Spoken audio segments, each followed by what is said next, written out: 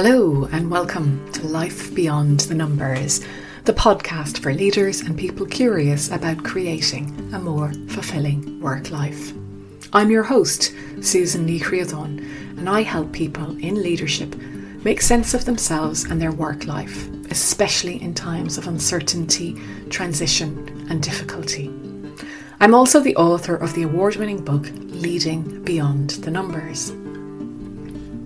And I love real conversations, the ones that invite you to truly listen, that create space for reflection, to be heard and to feel understood. Together with leaders and fellow explorers, we shine a light on what shapes our work lives, both from the outside and the inside. Join us for stories, insights and perspectives that keep humanity at the heart of work.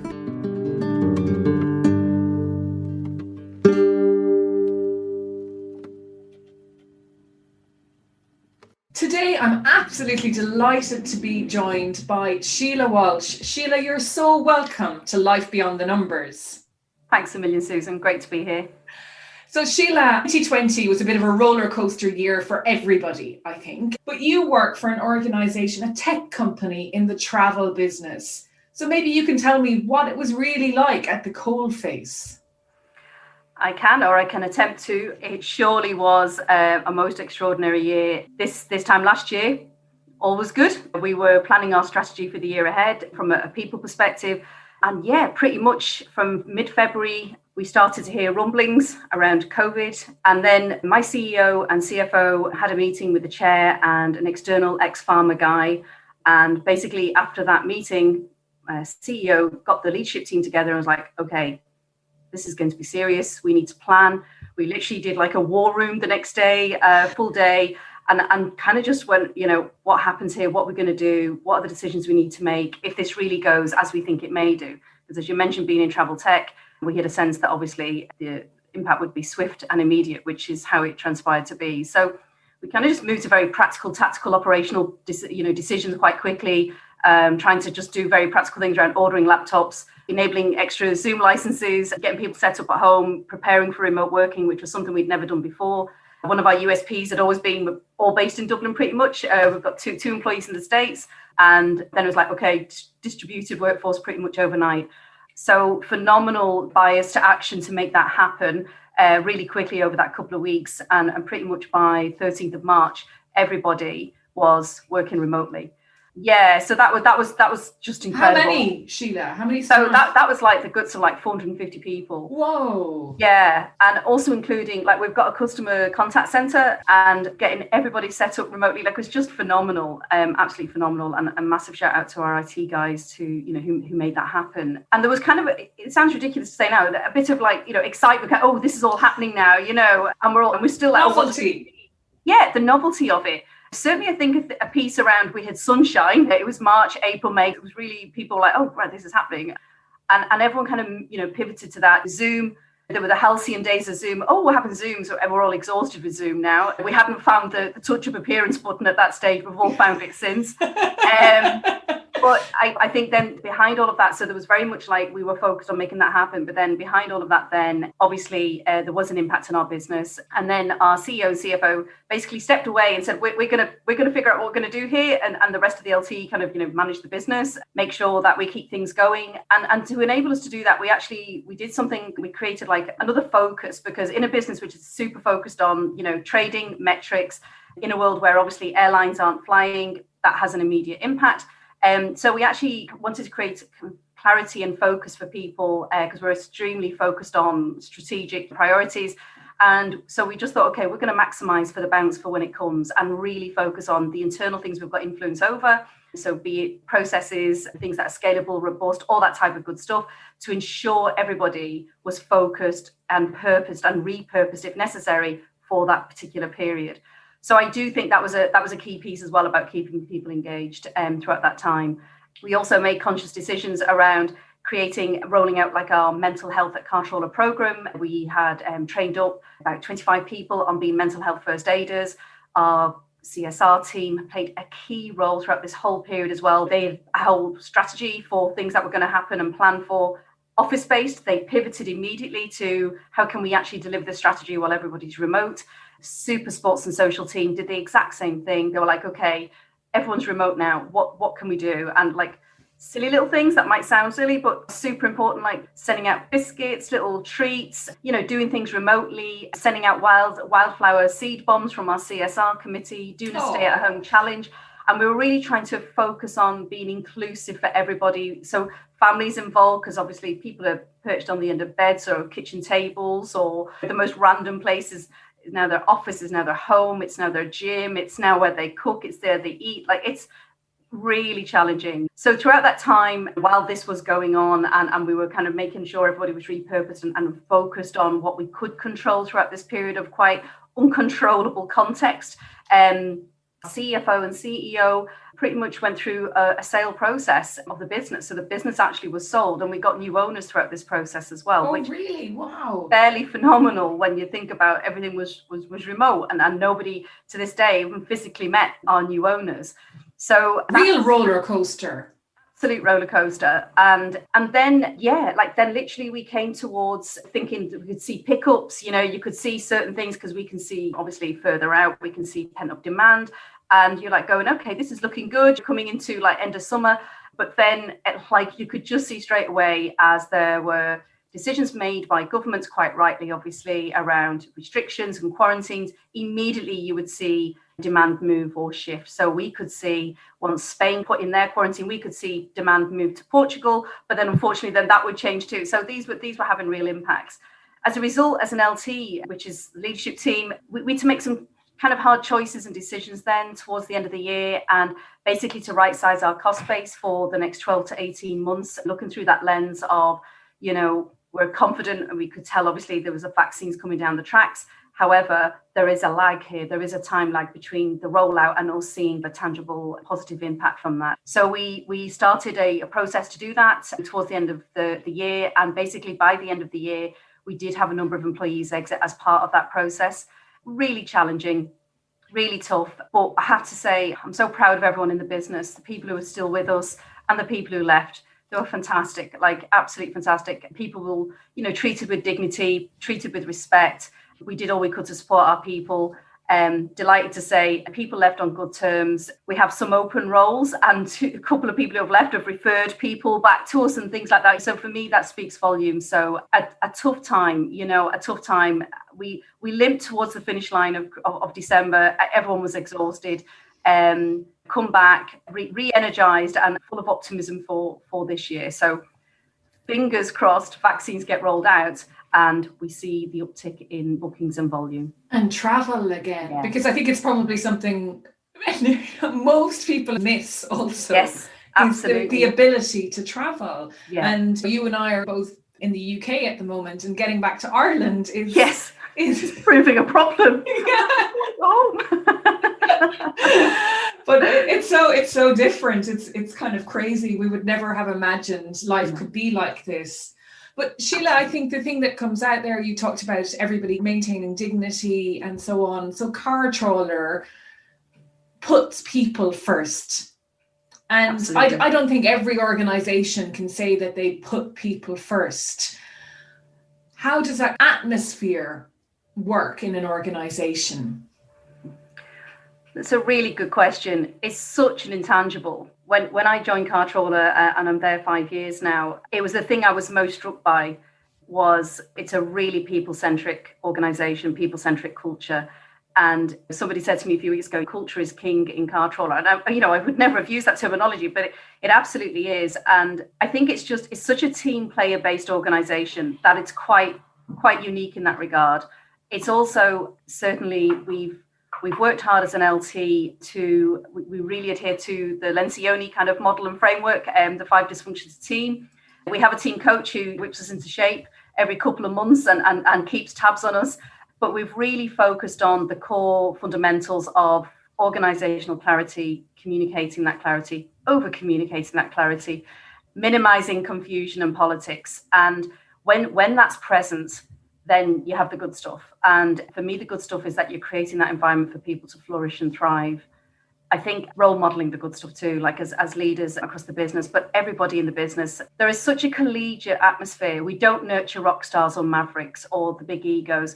And I've worked for so long in so many different companies, like it's so rare. And I mean, I say this, the team was sick of hearing me saying this. This is such a moment in time. Like it's fantastic. We're so lucky to be together. It's like alchemy. But it all comes together. You're afraid it's nearly like the pixie-dust. You're like, oh my God, if I press it too hard, it's not going to work. You know, it's brilliant. Like it really is. And I think because of that being present, and that's what's celebrated. And so it's kind of like, it's low ego, it's humility, it's authentic, but it's credibility through knowledge. And they're like our core fundamentals for a leadership piece. So then the big ego, the bombastic stuff just doesn't wash. You know, it's kind of like that might work somewhere else, but that's not what it's going to give here. So that's a really core piece. And as an LT, we work hard to ensure we're role modeling the good stuff. I'm not saying we do it every day, but we damn well try. But equally, we're very much around that whole peer-to-peer accountability, holding each other to account. It's obviously results driven, but the most important piece is that we trust each other. We've got each other's backs, and it's vulnerable trust. So it's about us being able to say, Jesus, like, I've had a rough week this week, you know, and being able to lean on each other and that's okay, because not every day is fantastic and not every day you will be on top of your game, and that's cascaded throughout the organization. Like, so I think pretty much anyone across the business would say they love their teammates. They love what they're working on. They're working on cool stuff. They're solving interesting problems. It's challenging. It's not for the faint-hearted. And I say that to people at interviews, but that's for me is how our culture manifests itself, and maintaining that in a remote and moving to our hybrid world is definitely going to be our challenge going forward. Definitely. Just because I suppose it's in a way, when you're together, you can pick up on body language and things like that as well, which is so much part of our communication. Absolutely. Zoom kind of doesn't allow for that as much, does it? No, Zoom is very one-dimensional, and like you spend so much time looking at yourself, like it's ridiculous. I mean, if you're in a meeting room, you can turn that obviously camera off, you know. I mean, Zoom it is fantastic. Obviously, it really, I mean, it's incredible when you think about it. But equally, you do have to keep out, for me, the nuances, looking at people, figuring out what's going on, and the water cooler chat. Yeah, but it's really hard because you've no spontaneity in a remote environment. You have to schedule everything. And so it's about how do you create those opportunities that you would have had exactly, or you're nipping down to, we've got a restaurant at work and you've been nipping down and you meet someone for a coffee. Oh, well, let's have so that's just not happening. So that has been hard to replicate or to create the opportunities for that. But I'm confident we'll get there. We'll figure it out. But you're right. It's that trying to have those kind of impromptu moments or those kind of, connections is more challenging. Well, it's part of the pixie dust that you were talking about exactly. as well, isn't it? Exactly. Pixie dust is not very professional, is it? No, but it conjures up a great image of something that it's almost like, wow, I'm so lucky to be working in an organization that's like this. Yeah. And even that carries you through, I guess, because there is an end in sight, as you say, with the vaccine and all of that. So hopefully you get back to. But also I think what you say is very important, Sheila, about the leadership team walking the talk and not just expecting the rest of the organization to. So you have a team coach. And what's that like? Well, it's just brilliant. I mean, Cormac, our CEO, when he joined us, he came from Australia, and certainly I think, and I know from my conversation with Cormac, would be a few years ahead of kind of just thinking and that type of thing. And he'd been on his own journey, which you can find on YouTube. But he went down and hadn't been a CEO previously, and over his 7 or 8 years was on his own journey and kind of learned the value of investing in your LT and actually really driving that cohesiveness. And so when he arrived, he brought that with him, and quite quickly he didn't wait, he didn't delay. He's like, this is super important, and has been just pretty much religious about it. So when I joined the team as in my role at the moment, it was just different. But I mean, as a coach myself, and I've done lots of team coaching, but it was different to be on the other end of it. And it was really interesting. Our coach is fantastic. He's absolutely brilliant. And obviously he's built relationships with all of us now as well. But I think the really great thing is he calls us out. He doesn't let us get comfortable. And in fact, he's like, you're all getting a bit too comfortable now. And then he'll just throw in a bomb. Like, oh my God. And it's fantastic, because it's like anything. It's like any sports coach, like any sports team. They don't wait like every 6 months or 2 years, or we've done something or we won't bother revisiting it. You have to, and for me, that's the key difference about the team that I'm working with and what, that I'm in at the moment is the bar is constantly being set. And it's fantastically challenging, but in a good way. And so, yeah, I mean, it's great to have that resource. It's super to have that investment. It makes us a better team. And also, I mean, it gives you credibility with the business, and we cascade it. So we call it organisational health. And we always had this kind of premise that we wanted to be high performing. And then this year we were like, well, actually, it's healthy high performing. So it's not high performing at the cost of something. Oh, I love that. Yeah, so we actually, it might only be one word, but we inserted it into our org strategy when we did our review. And we're like, well, actually, it is about healthy high performance, and then really focusing on cascading that organizational health piece. And it's very practical stuff. So it's all about like meetings. How do you run really good meetings, and what meetings do you need when? Stuff like that. Just the cadence, the cascade, just being super focused on your strategy, your priorities. And one thing our team coach is brilliant at is really ensuring we ruthlessly prioritize, and that we're constantly, that we don't just sit and go, oh, these are, and I'm not saying we would because we're not that type of team, but equally, it's just ensuring we don't get comfortable, we don't get complacent, and that we don't fall into the ruts of friendship or whatever within the team that we're kind of like, oh, I can't say that to that person now. So it's about that peer-to-peer accountability is a really key piece whilst being focused on the results. So Sheila, if you had to describe in one word, what's the difference between another leadership team you've been in and this one? What would this one bring to life for you? Oh, that's hard. Oh, not a woman of one word. Okay, give me a couple then. Go on, give me a sentence. The word that was coming up for me was, it sounds very refreshing. It is refreshing, and I was going to be honest with you, the word I was going to say was challenge, but sometimes challenge has a negative connotation. But I mean in this respect that it makes you want to be better and be better. I think challenge is a great word. And it's also, but you're right, it is refreshing. I think each of us are completely at ease with each other. We can also certainly I can speak for myself as well, like vulnerable with each other, be there, be happy to pick up the phone to any of them. Like, I mean, we've gone through a fairly tumultuous 12 months. We've seen each other's soft underbellies and kind of, I mean, there was days last year, and it was strange when we went into the very first lockdown. I felt quite separated from the team, and I was surprised at how much it impacted me, because I headed west to my mum's in Sligo, and I was super emotional, and I really felt that I wasn't pulling my weight on the team. I felt that the rest were in Dublin doing all the good stuff, saving the business, all that. And I really felt quite removed from it. But this was all a construct in my own head. And we actually had a session with our team coach, and we talked that out, and it was just really interesting. And it was just like, well, none of us saw that or whatever. And it was just fabulous. But I'm saying all of that now, there were snots and tears, and I was really like, oh my God, I'm dead emotional about this. But as soon as I cried, I was fine. And, but I can't say, it's just, it is refreshing. And there's an openness and honesty. Very much so, like, absolutely. I mean, I do feel sorry for Cormac sometimes, my boss, because I'm sure at times he thinks, I wish Sheila wasn't quite as honest. But it is fantastic. It is fantastic. Brilliant. And it is strange to think we haven't seen each other for such a long time. But we've seen each other, but not in the flesh. But it is refreshing. It's challenging. I just feel super lucky. Cool. So, Sheila, like you've over 20 years. 25 years now in HR, longer probably, I don't know. How has the world of work changed in that time? Gosh. You must have witnessed massive shifts in how employers and employees engage with one another. Huge shifts. And I think, I started work when I was 17, but that was just all the regular stuff, all kinds of family businesses and all the usual kind of things. And my first, what I would call proper job, was when I started to work for Henkel, which was a massive German multinational, and I had 5 years there. And that was my first exposure to HR, Susan, but it wasn't called HR, it was personnel. Oh, yeah, sorry.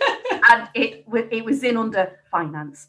And I think that was my first exposure, but it was actually great exposure because Henkel, being the big, huge multinational that it was and still is, was actually really far advanced. When I think about it now, they were very much into personal development, very much into, had really good structures, progression opportunities, very kind of predictable, and I mean it in a nice way, just salary compensation, kind of bonus, all that type of thing was very much just, what they did. It was the first time I got exposure, not that I was on one myself, but I understood around leadership programs, identifying talent. And that was my first inkling into, this is kind of interesting. And the role I had there was a complete smorgasbord, which was brilliant. And I think that continued for so long in my, and I want to say career, it was a sequence of jobs. I never look at it as a career as such, but, it's the word that's used. But it was very broad generalist. I did credit control there. I was a personal assistant to the DGM, who is still a mentor to me to this day. But that was my first exposure. And it was personnel. It was in finance. And I think that the biggest changes I've seen have been HR or personnel were used to be very transactional. It was covering off it was the hiring, it was paying people. It was just the real basic kind of transactional, the hygiene factors, which are super important, but equally that is just the contractual piece.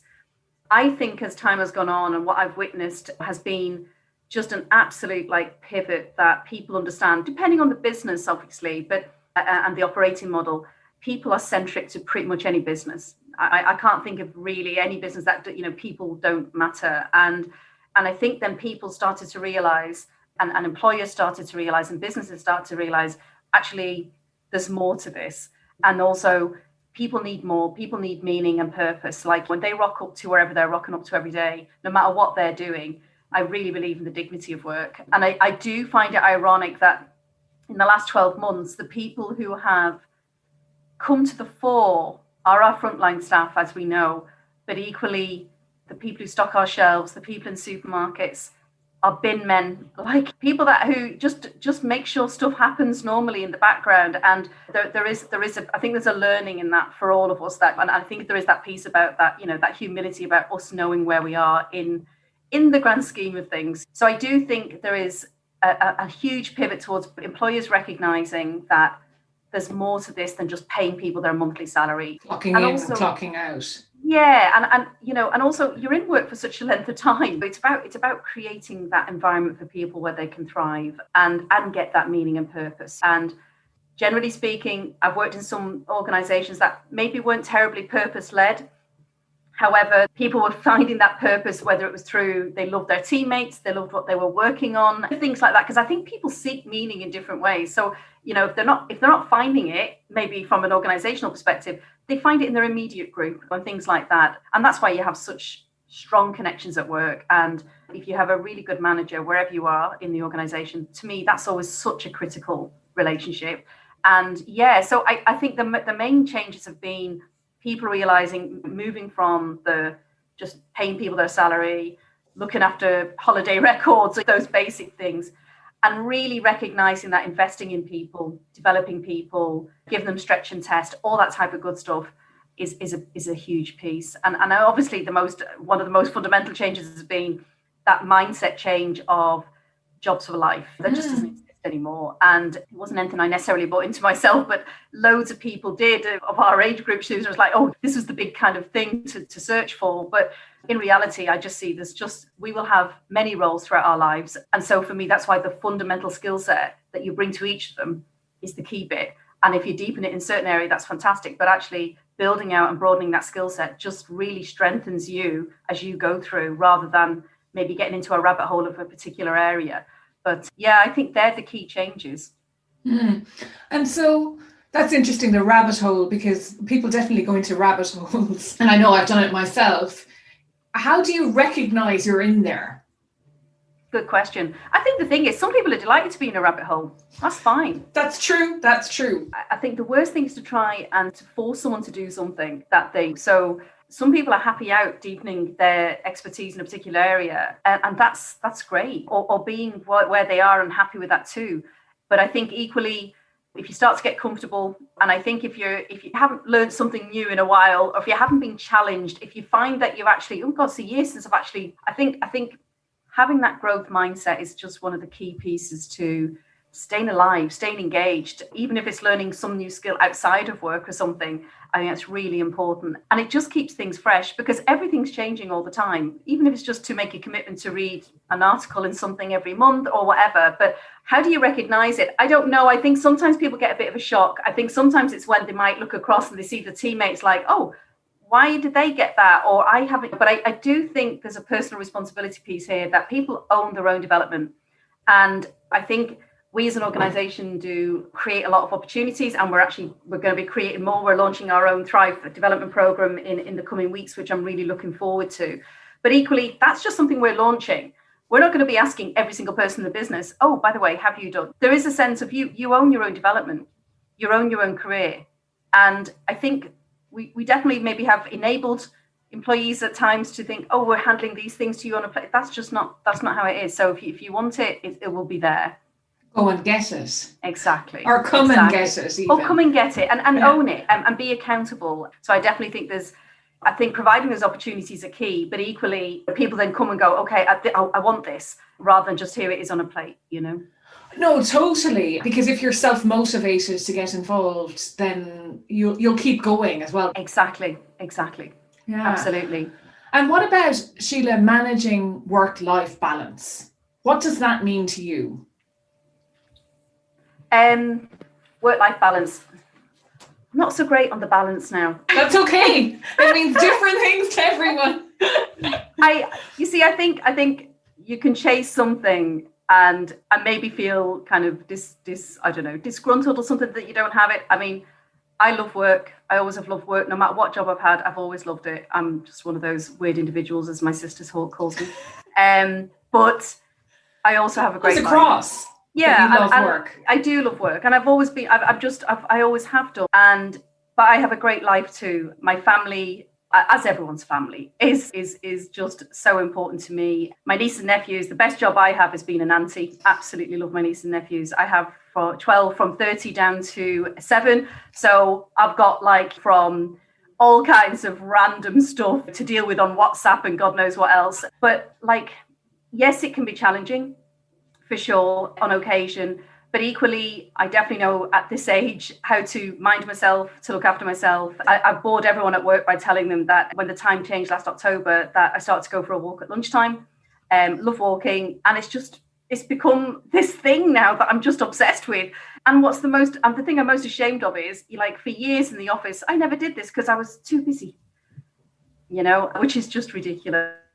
But I work hard. I always have done that. I don't think that will ever change. But equally, I do have I'm really lucky to have a great life. I've got a great partner. And yes, sometimes I'll go, okay, I just have to stop working.